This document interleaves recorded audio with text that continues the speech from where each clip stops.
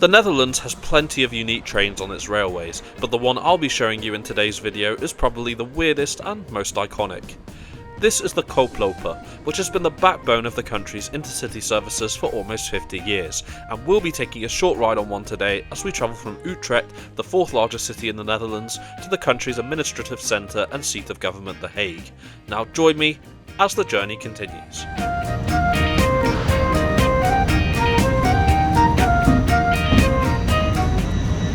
This is Utrecht Centraal, which is the main station serving Utrecht and where our journey begins. Open in 1843, it wasn't actually made the city's central station until 1938 and is proudly plugged in its heart right opposite the Haag Catherine, which was once Europe's largest enclosed shopping centre, as well as being well connected by local bus and tram routes.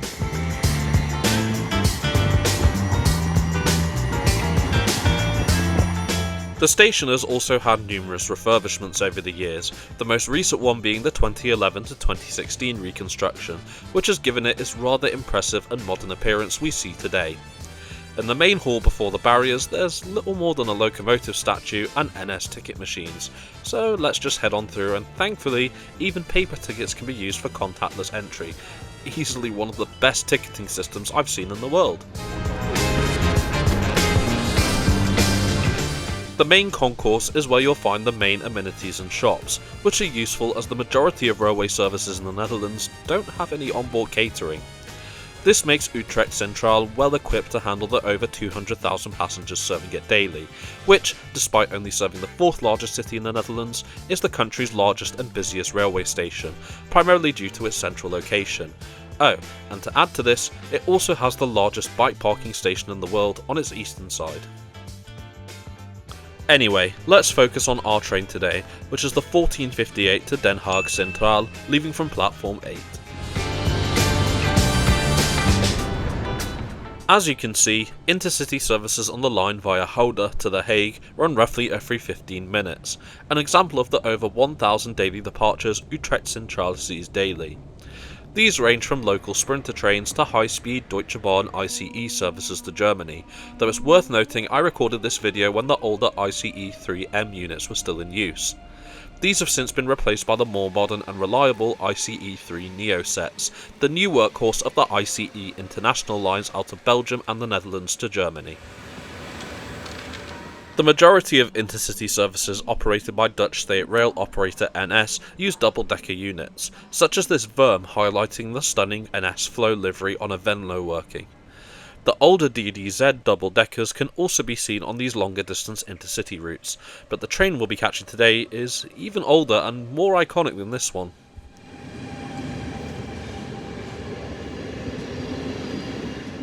This is the Intercity Materieel, or ICM, a single-decker 140 km/h capable electric multiple unit built by Talbot in Germany between 1976 and 1994.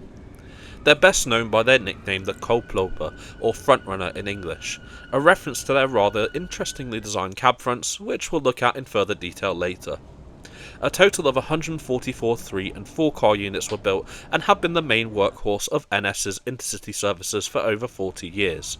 The service I'm on formed of a 3-car 4000 series and a 4-car 4200 series, originated from Amersfoort just over 10 minutes away, and once the reversal is done here, we'll continue on to our destination of Den Haag Centraal. Speaking of which, we should be leaving shortly, so let's hurry on board. These trains have a few steps to board from the platforms, which is to be expected given the design dates back to the late 1970s. We'll be travelling in second class today, which is highlighted on NS trains by the blue maquette. This is in a 2x2 configuration with mostly airline seats and a few bay seating areas as well in the middle. There's no reserved seating on NS's intercity services, meaning it's a free-for-all, so I decided to go for this window seat here. Our route for this trip is fairly simple, as we head out of the centre of the Netherlands to the west, with one intermediate stop of Gouda en route, finally arriving into Den Haag Centraal at 15:36, our journey today taking 38 minutes to cover a distance of 61 kilometres.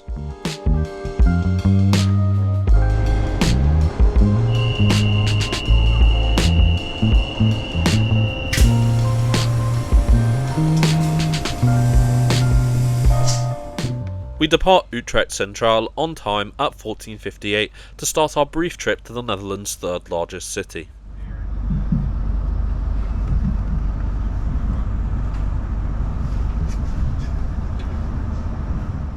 The pillars in the background are from the Ulu Mosque, built in 2015 and located at the Mosque Square, this being the first square or street in the Netherlands to be named after an Islamic religious building.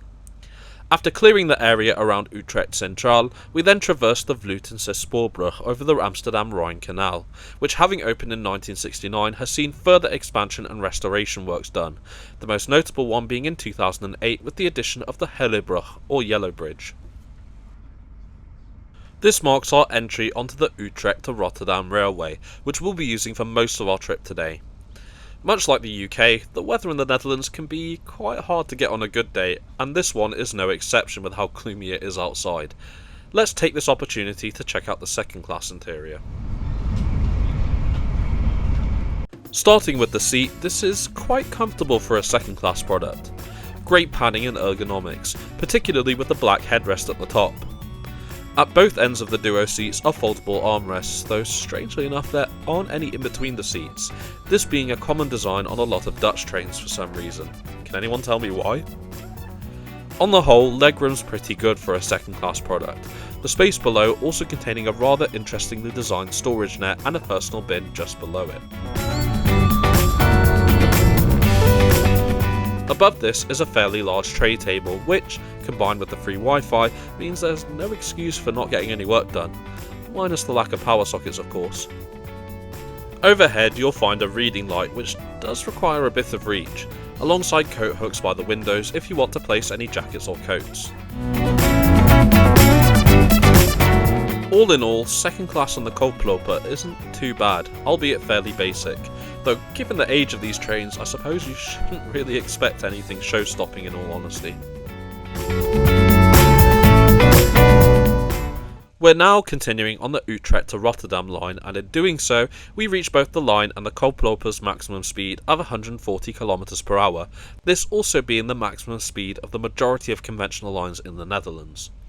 The ride quality is pretty good, though these can get a bit lively at times I've found, but I guess that depends on the track quality too.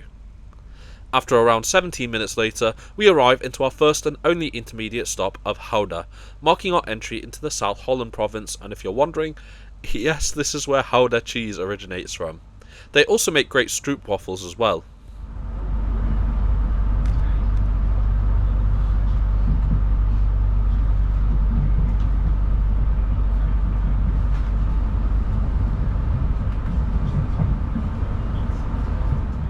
As we head off again, let's have a look around the rest of the train. One of the intermediate carriages on the Koploper contains the first class section, which is indicated by the red seats on all NS trains. This is laid out in a 2x1 configuration and is really useful if you want extra space or a quiet space on the train, though at €23.46 for a journey of under 40 minutes, I think I'll stick with second class. The seats here also have power sockets with 3 sets of compartment seating for groups or increased privacy being at one end of the carriage.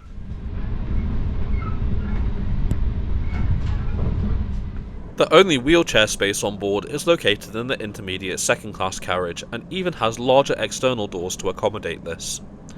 Accompanying this is a large accessible toilet, and those of you familiar with NS will know these aren't the cleanest normally. Don't get me wrong, this toilet was no exception, especially with the stench, but vandalism and graffiti wise it's probably one of the cleaner examples I've tried on a Dutch train.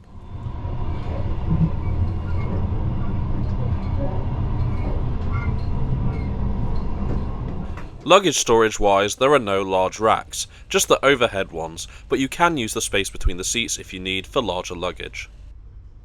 Of course, being a Dutch Intercity train, the Koplopers have onboard bike storage. This can be found in one of the driving vehicles alongside the entrance to the driver's cab at the top of the train. This brings me on to the strange design of the ICM, as well as how it got the Koploper name. Well, it actually comes from the walk-through front the units had when they were initially built. The doors at the cab front used to open to reveal an interconnecting gangway that, when coupled to another ICM unit, meant it was possible to walk between units when running in multiple. By the mid-2000s, however, the concept was deemed rather unreliable and expensive to maintain by NS, so when they were refurbished they had these sections plated and sealed off, which is a bit of a shame. The old practice of the Koploper is quite common in Japan, with the majority of limited express conventional trains using the same design and coupling concept.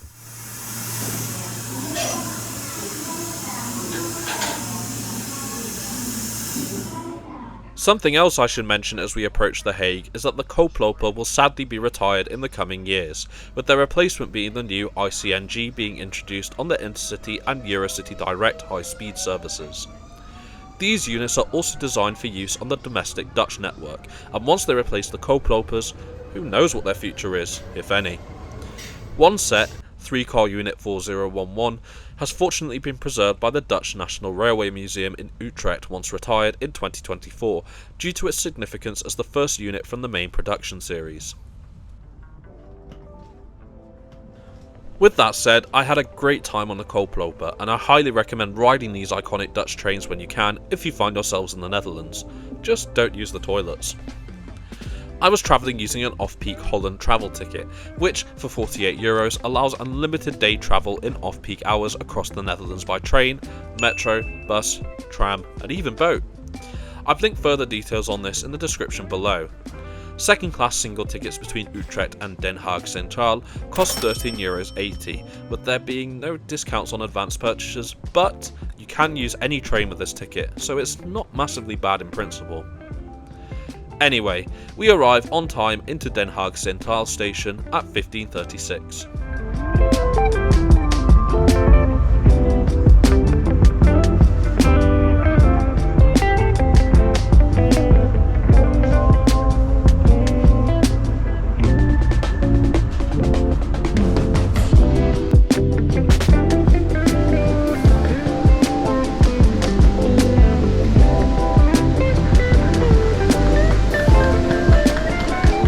Now you've heard from me, I want to hear from you.